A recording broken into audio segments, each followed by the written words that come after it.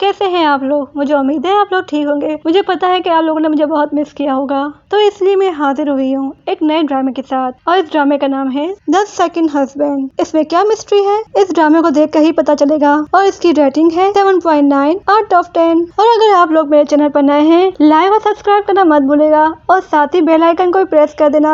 तो चलते हैं हम अपनी स्टोरी की तरफ। Let's go story time. Police को दिखाया जा रहा होता है जो एक डेड बॉडी को लेके जा रहे होते हैं, और साथ ही एक लड़की को भी। और ये लड़की कह रही होती है, ये खून मैंने नहीं किया, मुझे छोड़ दे, मैंने कुछ नहीं किया। और पता चलता है यही हमारी फीमेल मेन लीड है, जिसे जेल में बंद कर देते हैं। और जेल में भी वो यही कह रही होती है, मैंने इसका खून नहीं किया, अब मैं क्या करूँ ग्रैंडमा। और इसका नाम बेन सियोन हवा होता है, जिसे हम सियोन कहेंगे। और फिर सियोन को दिखाते हैं जो एक पिक्चर देख रही होती है, जिसमें एक छोटा सा बच्चा और उसकी ग्रैंडमा होती है। और ये बच्चा कौन है ये अभी नहीं पता, ये तो हमें आगे ही पता चलेगा। और सियोन के आंखों में गुस्सा होता है, और वो कह रही होती है, ये खून मैंने नहीं किया, और जिसने भी ये खून किया है मैं उसे छोड़ूंगी नहीं। और फिर सियोन की स्टोरी दिखाते हैं, तो ये कैसे सब स्टार्ट हुआ, और उसके वेडिंग वाला दिन दिखाते हैं, जिसमें सियोन की शादी हो रही होती है, और उसके हस्बैंड का नाम होता है सोंग ह्यूंग, और इन दोनों की शादी हो रही होती है। हम सियोन के हस्बैंड को सैन बुलाएंगे। सैन कह रहा होता है सियोन से, मैं तुम्हारा हमेशा ख्याल रखूंगा और हर चीज से तुम्हें प्रोटेक्ट करूंगा, और मैं तुम्हें जिंदगी भर प्यार करता रहूंगा। और सैंग उसे एक घर में लाता है और पूछता है, तुम्हें ये घर कैसा लगा। तो सियोन कहती है, ये घर बहुत ही खूबसूरत है। तो सियोन कहती है, ये तो बहुत ही महंगा होगा। तो सैंग कहता है, तुम टेंशन नहीं लो, आज तुम्हारा खास दिन है, इन दोनों का वेडिंग डे है। तो आप समझ सकते हैं कि क्या हुआ होगा। और फिर डूबते सूरज को दिखाते हैं, जहाँ ये दोनों एक दूसरे से कह रहे होते हैं, मैं कभी नहीं बदलूंगा। और फिर सियोन कहती है, मैं तुम्हें हमेशा प्यार करती रहूंगी, 80 साल हो या 100 साल। और फिर दोनों एक दूसरे को किस करते हैं। और फिर सैंग कहता है, तुम्हें कितने बच्चे चाहिए। मुझे 5 लड़के चाहिए, बिल्कुल तुम्हारी जैसी, जो बिल्कुल तुम्हारी जैसी प्रिंसेस होंगी। तो फिर सियोन कहती है, मुझे इतने सारे बच्चे नहीं चाहिए, मेरे लिए और एक ही काफी है,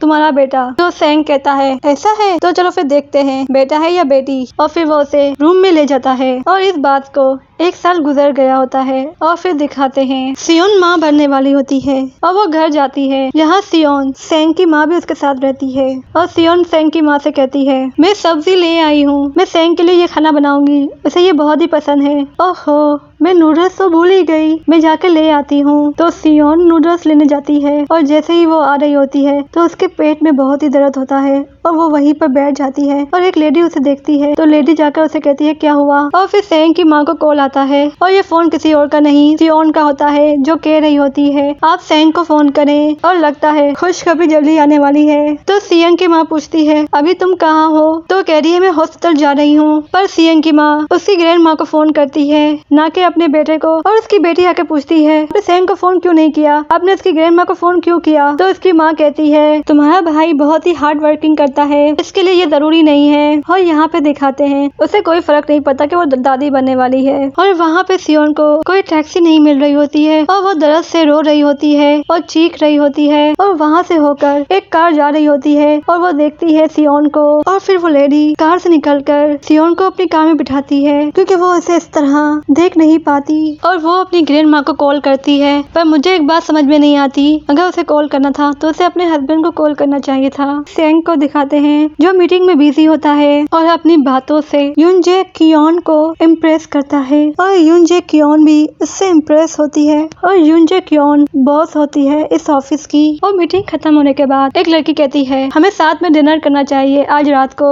तो यूनजे को ये आइडिया बहुत पसंद आता है, वो कहती है, आज रात को वाइन मेरी तरफ से। और फिर यूनजे सैंग को कहती है, तुम इस दावत में आओगे। तो सैंग कहता है, हाँ। और ऐसा लगता है यूनजे को क्रश होता है सैंग पर। और फिर एक और लड़के को दिखाते हैं, जो रोड पर गाना गा रहा होता है, और लोग उसे आकर पैसे दे रहे होते हैं, और इसका नाम चाओ मिन होता है। वहाँ पे यूनजे की टीम डिनर एंजॉय कर रही होती है और शराब पी रही होती है, और यूनजे बार बार सैंग को देख रही होती है, जिससे लगता है यूनजे सियोन को पसंद करती है। यूनजे अपनी मॉम से कहती है, आप पापा को संभाल लेना, मैं आज लेट हो जाऊंगी। और उसकी मॉम कोई और नहीं, वही औरत थी जिसने सियोन की हेल्प की थी। वहाँ पे सियन पार्टी एंजॉय कर रहा होता है और वहाँ पे सियोन पूरे टाइम तकलीफ में गुजार रही होती है। वहाँ पे उसकी ग्रैंडमा फिक्रमंद हो रही होती है और सियन ना आने की वजह से उसे बार बार कॉल लगाने को कहती है और उसकी बहन उसे कॉल लगाती है। अब वो उसे कॉल लगा रही है या नहीं ये नहीं पता, और जिसे वो कहती है कि फोन बिजी है, पर सियन की माँ बड़े ही आराम से बैठी होती है जिससे उसे कोई फर्क नहीं पड़ता। और वहाँ पे सियन निकल रहा होता है तो यूनजे पूछती है तुम जा रहे हो? तो सियन बोलता है मुझे किसी को देखने जाना है। यहाँ पे सियन ने भी ये नहीं बताया कि वो शादीशुदा है। तो यूनजे बोलती है मैं तुम्हें शादी करने का नहीं कह रही कि तुम मुझसे शादी कर लो। यूनजे उसे टच करने की कोशिश करती है तो सैंग उसे अपने से दूर करता है और कहता है तुम मेरी बॉस हो। तो यूनजे कहती है तो किसने कहा है कि आप बॉस के साथ डेट पे नहीं जा सकते, और ये बोलकर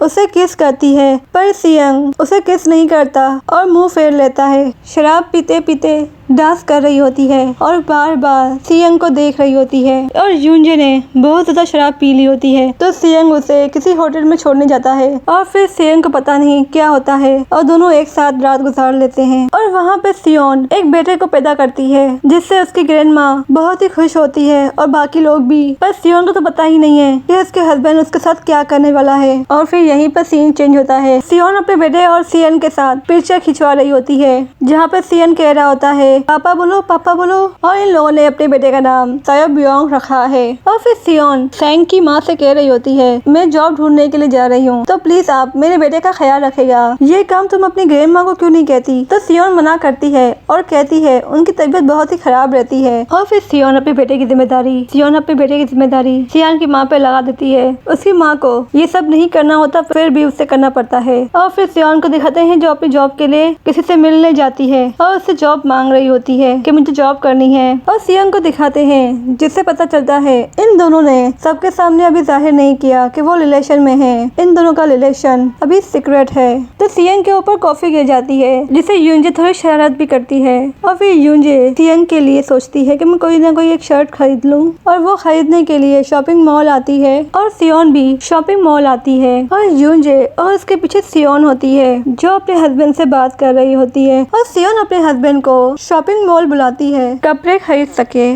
उसकी पसंद के। और वो जैसे ही फोन रखती है और वो देखती है एक स्कूल का स्टूडेंट चोरी कर रहा है यूनजे के बैग में से, और सियोन ये देख लेती है और उस बच्चे को पकड़ लेती है। और यूनजे जा रही होती है तो वो उसे रोकती है। जब यूनजे अपना पर्स देखती है पैसों वाला पर्स गायब होता है और सियोन ने उस बच्चे को पकड़ लिया होता है और वो लड़का सियोन को गिराकर भाग जाता है। और यहाँ पर इन दोनों की मुलाकात होती है और यहाँ पर ही ये सीन खत्म होता है। तो आपको ये स्टोरी कैसी लगी कमेंट्स में मुझे जरूर बताएगा। तो नेक्स्ट एपिसोड में मिलेंगे, जब तक के लिए बाय बाय।